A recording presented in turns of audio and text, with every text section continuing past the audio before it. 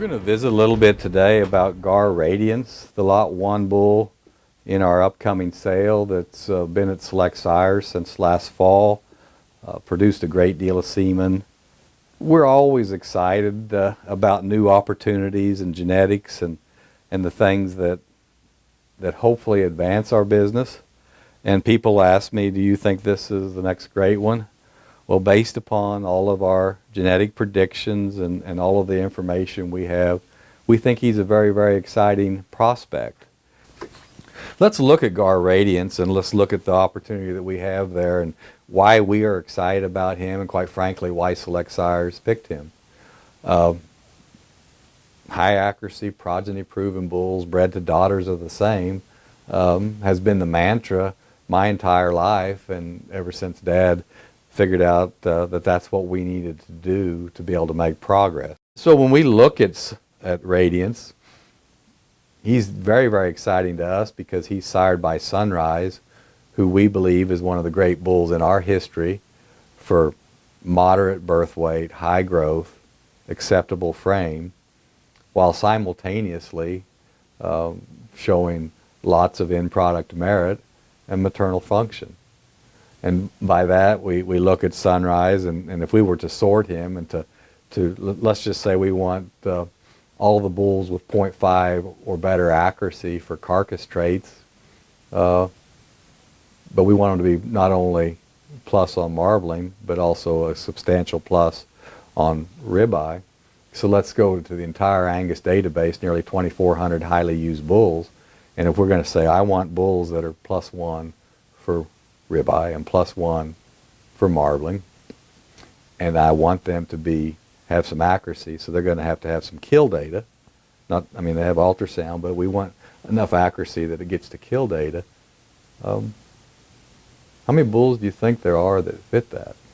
If I put that 0.5 accuracy requirement in there, there's 10 bulls in the entire breed. Sunrise is one of them. Other fun facts would be bulls like Momentum and Surefire and Daylight. They're among the others. But Radiance is sired by one of those elite bulls that does that. And the exciting thing about Sunrise, we hear a lot of talk about phenotypic measurements, and Sunrise physically is one of the good bulls we've ever had. He's not as big, mature as his sire, MCC Daybreak. He's out of an objective cow, and the objective cattle were not little, but this cow was a pretty moderate cow. Objective cow are a little more average for their feet, but this objective cow was very sharp-toed and deep-heeled. And the Daybreak cattle were always good-footed in our opinion. So that's one of the good things that does from a physical standpoint on Sunrise is his big foot, his sharp toes, his deep heel, his soundness. He's approaching 7 years of age, and he's actually been used in herds, commercial herds there in Kansas for the ownership. And he's a hard-working bull that fits the environment. But he not only fits the environment, he fits the traits that matter from a calving needs, early growth, in-product merit, and maternal function standpoint. So when we look at Radiance and we look at the possibilities of why he would be a good prospect, one of the things becomes that he has some pedigree flexibility. Of course, Sunrise is by Daybreak, and we've mentioned the rest of the pedigree, but he's out of a Keneally Insure cow, and this Insure cow was out of a Baxter, who was out of a retail product, and traced on back to Traveler T510 and the old new design, Bill Rishel bull, new design 036. And as we work our way back and we talk about famous Angus matrons, the GAR EXT 614, which was one of the Scotch Cap 5H11 cows. And so those cattle were created by Weirman Angus and Richard McClung, and Greg and I made a purchase to make those Scotch Cap Rita 5H11 cattle back in 1988. So that was 29 years ago. So time marches on, but when we look at this, and we look at this pedigree flexibility, there's not a lot of insure cattle out there. Insure's a very good proven bull for the traits of merit, very good calving ease, considered outcross to many of the 036 precision EXT type cattle out there.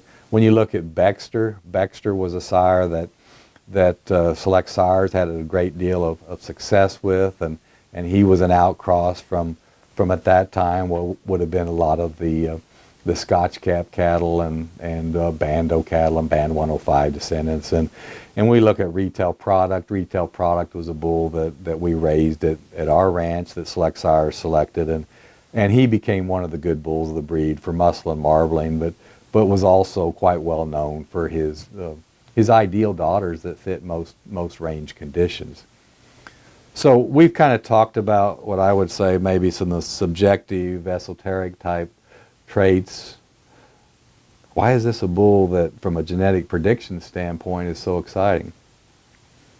Remember, our mantra ever since Dad started breeding cattle and ever since Greg, Mark, and Garth have been involved, we want live calf first. So we want calving ease, we want early growth, we want in-product merit, we want maternal function. I mean, and so it seems like a broken record, but when we talk about discipline and we think about how are we going to design these cattle, and we design these cattle, and then you find a prospect, and I'm not telling you this is the next great one, I'm telling you this has a chance to be one of the good bulls in the next set of sires that we're going to validate. We already have over 100 pregnancies of him, and now we just have to wait for him to be born and measured, and we will find out what he is. But we look at his genetic predictions from a calving ease basis. He's a plus 15, which is top 2%. He's a negative 0.8 birth weight, which is top 15%. Pounds pay the bills. Weaning weight, he's a plus 62, which is top 10%. And on down the line, when we look at the milk, he's a pretty high bull for milk at the top 1% at plus 31. We look at the stature. He's about breed average at plus 0.5. Puts him in the top 40% or so, but he's not out of bounds. They're not too big. We look at the carcass weight. Again, carcass weight does matter. He's a top 3% bull for carcass weight. He's a top 1% bull for marbling, a top 10% bull for ribeye. And when we look at the indexes of merit, and we like to use the real-time single-step methodology of method genetics, and that's a very selected population that's been selected for the things we're talking about: calving ease, early growth, in-product merit, and maternal function. So when we look at the maternal pounds index, Radiance ranks in the top 6% of the method genetics database. When we look at his quality pounds index, he ranks in the top 3% of the entire database.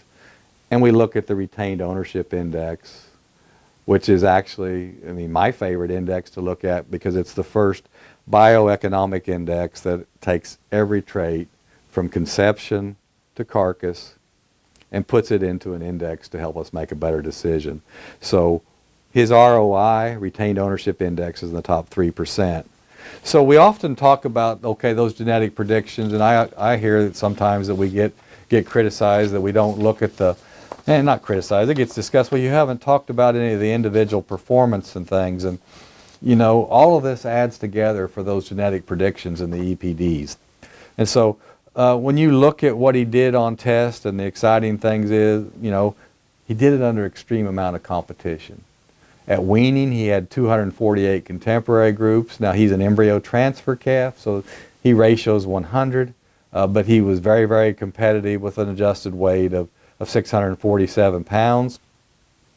His dam was actually a donor, and so when we look at that, he got weaned, as did the other calves in his contemporary group, but he had an adjusted yearling weight of 1,153 pounds, again ratioing 100. But when you look at that, and you look at those ET contemporaries, and the reason that has changed because we'd sold some of the calves from weaning till yearling through our production sale, but he did that up against 218 calves.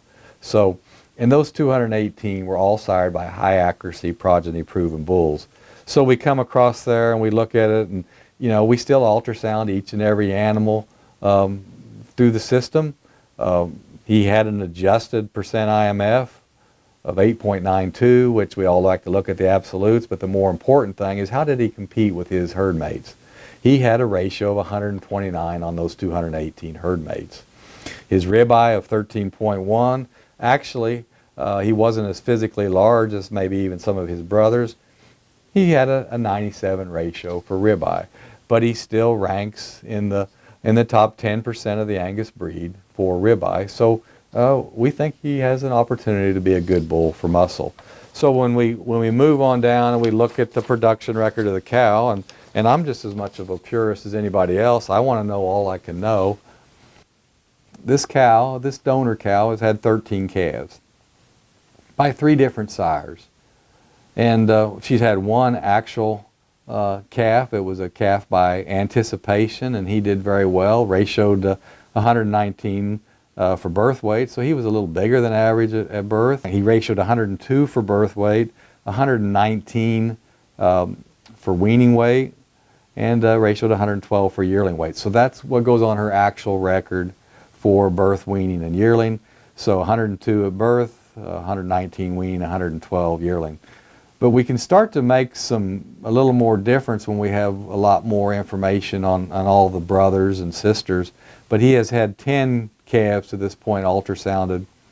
That's 114 ratio for IMF, 102 ratio for ribeye, 118 ratio for rib fat, and 106 ratio for rump fat. We're excited about Radiance. We're excited about Radiance because he offers calving ease, he offers growth, he offers marbling and muscle, he offers top percentile, above average for heifer pregnancy, which is, he's above average, and we're going to have to gather data on him to know where he ranks within the breed, but he's certainly in bounds and being above average. So this is a bull with his genetic predictions, and quite frankly with his pedigree flexibility on the bottom side, again, not being up close to 036 precision, and a lot of the other good cattle out there today, the predestined cattle, he'll work very, very well. So we're excited. We're going to sell him on April 1st, 2017, and we're looking forward to meeting our new partners on this bull. And when we do that, we'll continue on, and we'll put him in a lot of herds this spring, and we'll validate him, and we'll put him up against the very best Angus bulls of the breed. If he can beat them or tie them, voila, he's one of them.